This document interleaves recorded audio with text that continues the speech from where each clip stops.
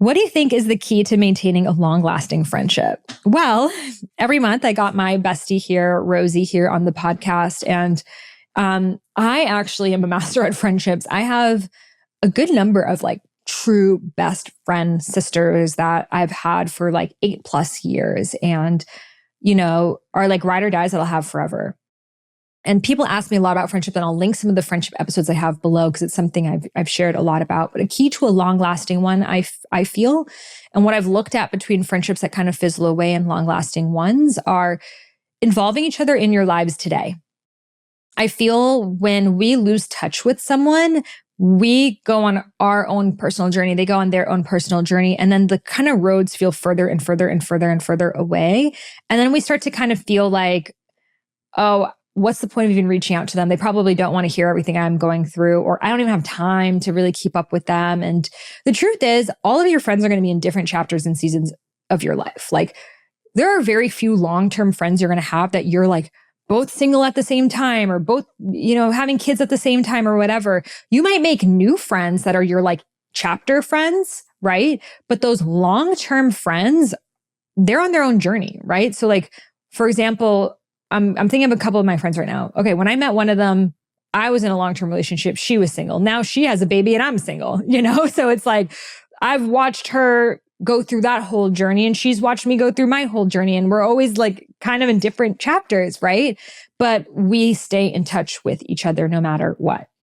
And that's often through voice notes for me, because that way I can share what's happening. I can check in with her, but it's less like we need to hop on a Zoom call because it's like kind of hard with schedules. And different friends I kind of keep in touch with on different things. I have some friends that I'm like more involved with like how I feel like every day. I have friends I talk to every single day.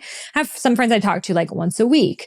I find like the friendships that I talk to every day are like the most fulfilling friendships for me, but you can't have as many of them. It takes time. I would say I have like 2 of those, And then you have like kind of like, different vibes of friends. You have some friends that it's like really playful and fun. Some friends it's really spiritual and deep. Some friends that it's like about a certain topic that you guys love to have. But I think again, it's like continuing to build together, continuing to build new memories with each other. And that's another thing. Like, you might have a best friend from college, but all you guys talk about are your college memories.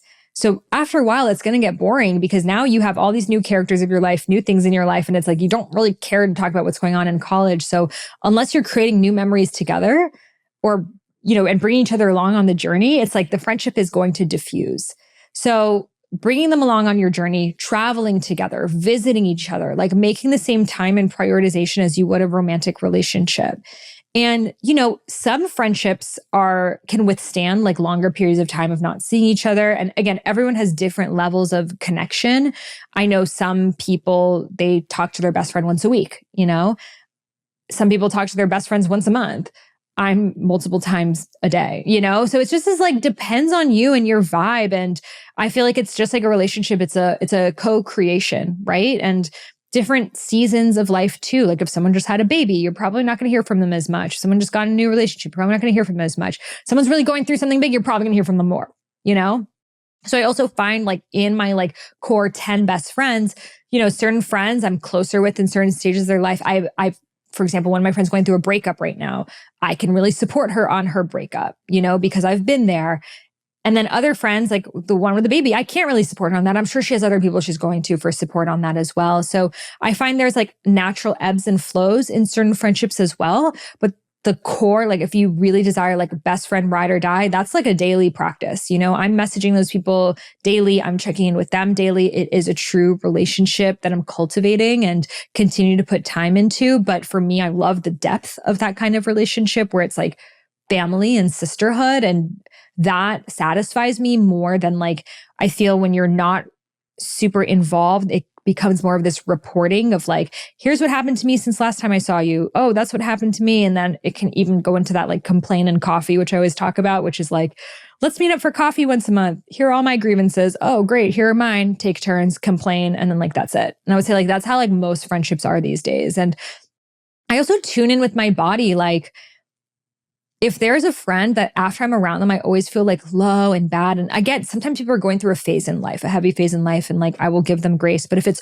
always that, it's just not a friendship I prioritize. It's like, and me and my best friends, we go into some dark, shadowy corners, but there's still this energy of like hope and like support in that it makes me want to keep going. So, and I know what you might be thinking is, well, I don't have a friend like that, And it's like, well, surprisingly enough, like for me, like my maybe two closest best friends are like definitely not people I would like expect to be my best friends. And if you like saw their social medias, like we're like nothing alike, like Rosie's like dark and goth. And another of my friend, Allie, who I talk to every day, she's like makes like sourdough bread every day and like lives in the middle of nowhere and like forages for things. And we're just super different, but it's like, it's our connection and like how we've come together that has created this amazing bond. So I would say that lean in and start just like send someone a voice note and ask them how they are and just start being that friend. And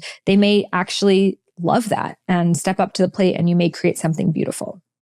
I also find that both of those friendships became a lot closer when I became more vulnerable after my divorce. So sometimes it's like when you're going through it and you feel like no one wants to help you, it's actually being vulnerable in those times that deepens the friendship, because a lot of people are like, I want to have closer friends, but I don't even know what to say. And so those are opportunities where you can go deeper.